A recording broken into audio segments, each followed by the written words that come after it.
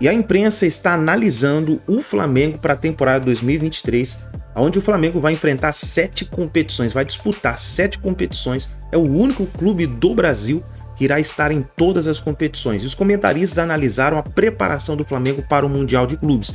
Já chegou o Vitor Pereira e o Gerson como reforços para a temporada 2023. O Flamengo está por detalhes para anunciar o goleiro Rossi e também o jogador Quinteiro, que vai pertencer ao elenco do Flamengo na temporada 2023 e reforçará o Mengão para o Mundial de Clubes, que é a grande intenção do Flamengo nesse início de temporada, vencer o Mundial, que seria a cereja do bolo do Flamengo. O ano épico do Flamengo pode ser esse ano de 2023. Então, nação, antes do vídeo eu quero que você chegue aqui deixando o seu like, se inscreva no canal se você não é inscrito, ative o sino das notificações aqui embaixo para você receber todos os vídeos e notícias do Mengão. E antes do vídeo eu quero apresentar para você a Bet7k.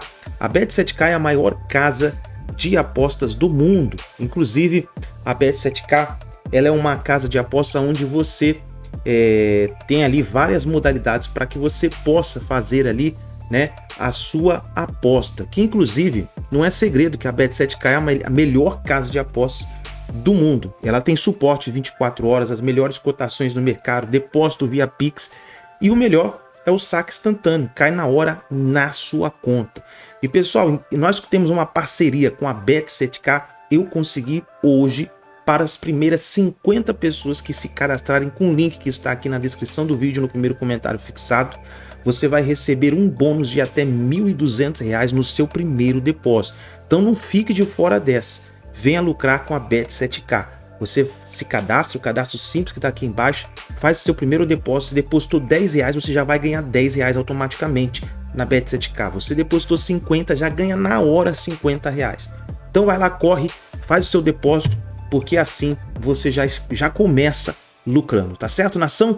Vamos pro vídeo de hoje, então. Créditos canal, os donos da bola Rio de Janeiro, link na descrição, bora pro vídeo do Mengão. Pouco tempo.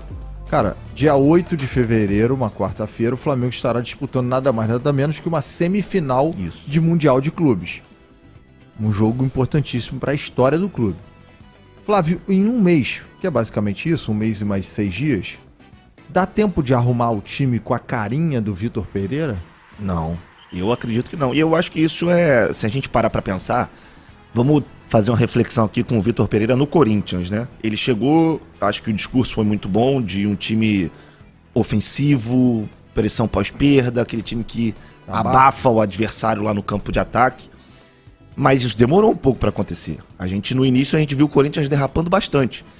Eu acho que ele pode usar muito do que já tinha. Eu acho que o Dorival fez... Mas será que ele fará isso? Essa é a minha segunda pergunta. Aí eu acho que ele tem que pegar os últimos exemplos e aí eu cito Paulo Souza. O negativo e o positivo. Exato. Paulo Souza e Dorival. Eu acho que se ele chegar querendo mexer muito nesse primeiro momento, a situação não vai caminhar.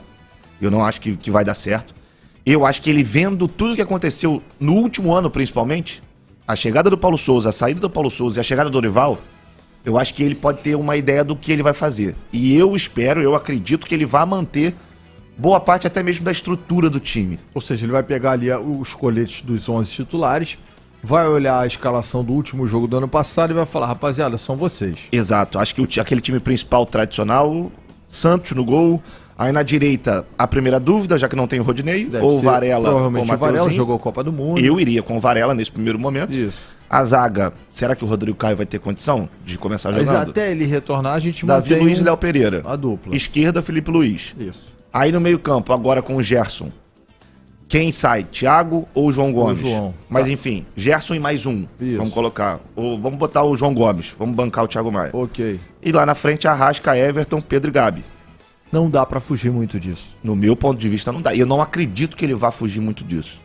Não acho que ele vai colocar um time com 3 zagueiros, como ele fez algumas vezes no Corinthians. Eu ia perguntar isso. Onde você acha que há espaço, e sem nenhum duplo sentido, se comporte, Zé, pra colocar o dedo do Vitor Pereira? O espaço que você fala assim, pô, ele vai mexer aqui. Provavelmente ele vai arrumar ali. Provavelmente ele vai desmontar tal coisa que tá da época do Dorival. Você consegue identificar ou quer um pouco mais de tempo para responder isso? Eu acho que se ele for mexer nesse primeiro momento, ele vai mexer num sistema defensivo, e aí eu até incluo os cabeças de área, em termos, Sim. né? Que são os primeiros volantes. Certo. Hoje é o Thiago Maia. Eu acho que pode ter uma mudança ali sim. E eu acho que essa mudança pode ser o Gerson. Porque o Gerson, lá na França, eu vejo muita gente falando: a primeira proposta que o jogador brasileiro tem para sair da Europa, para voltar aqui, Ele faz, corre e porque aqui é a bola de Zona de segurança, conforto. zona de conforto. Eu acho que a gente precisa também avaliar um pouquinho como foi a passagem do Gerson lá na França. O Gerson com o Sampaoli jogou em praticamente todas as posições do meio campo. E foi Como bem. ele tinha jogado aqui no Flamengo com o Jorge Flamengo. Jesus. Aí sai o Sampaoli e entra o Igor Tudor, o croata, que não quis mais o Gerson. Sim.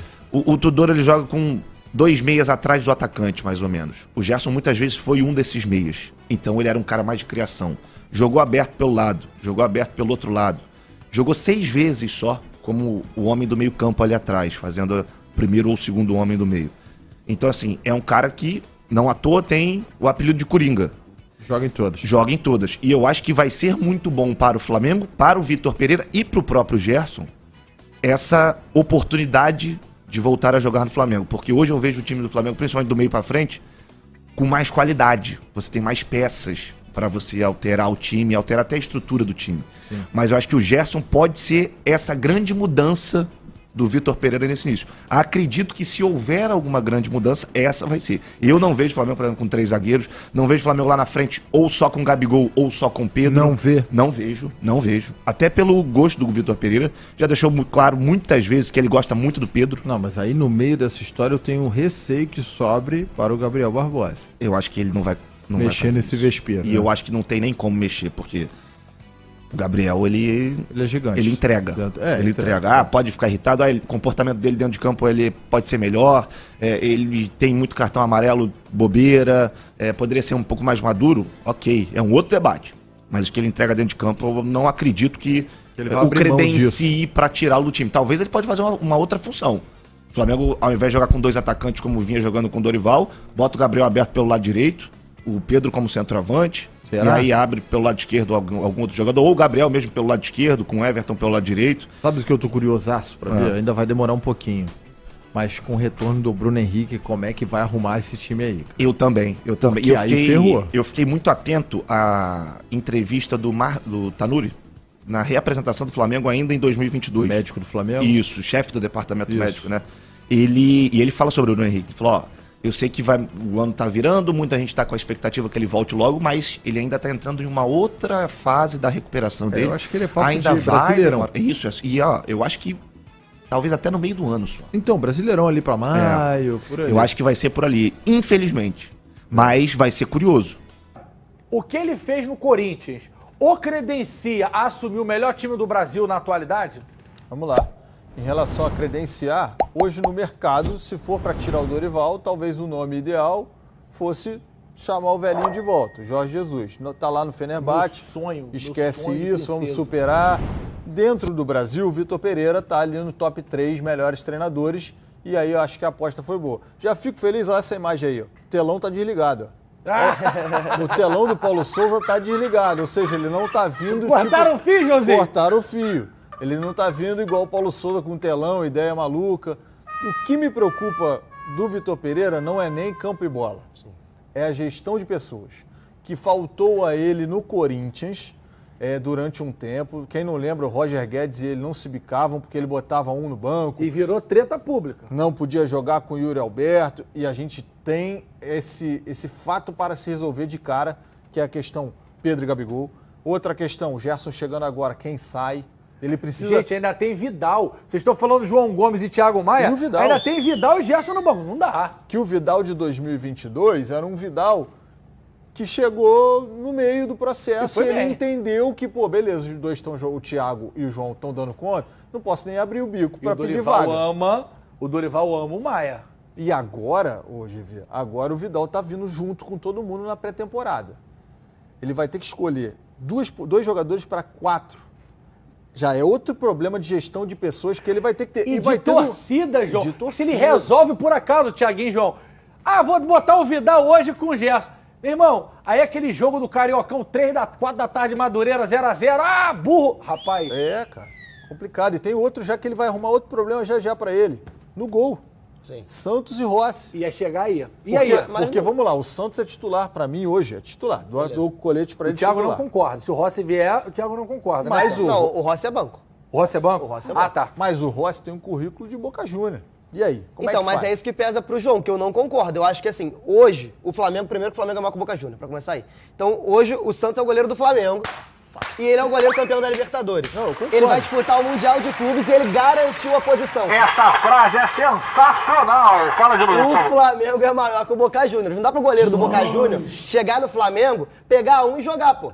O Santos é o goleiro do Flamengo, maior que o Boca Juniors, campeão da América.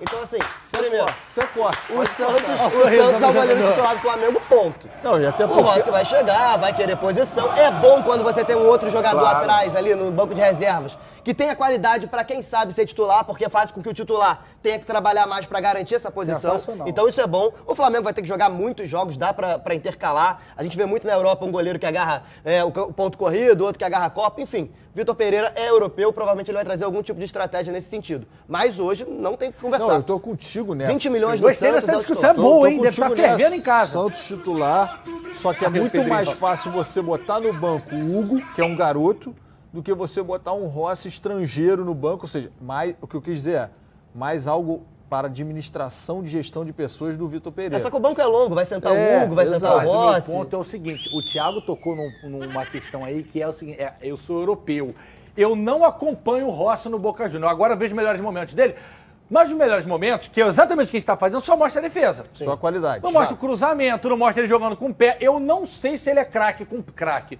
se ele é bom com o pé. O Santos joga bem com o pé, mas não é um cara, não é um Ederson. Isso pode ser um fator determinante pelo Vitor ser europeu. O meu ponto é, o titular do Flamengo é o Santos, vem entregando no sentido, entregando coisa boa, né? Sim. Porque goleiro, você fala entregar, a galera pode ter duplo sentido. Não, o Santos vem, né, fazendo o que tem que fazer, correspondendo. E o Flamengo, como o senhor bem lembrou hoje na rádio, tem várias decisões pela frente. São 7. E não é fácil botar esse manto sagrado. Chegar e jogar. Acho, é uma opinião, tá, gente?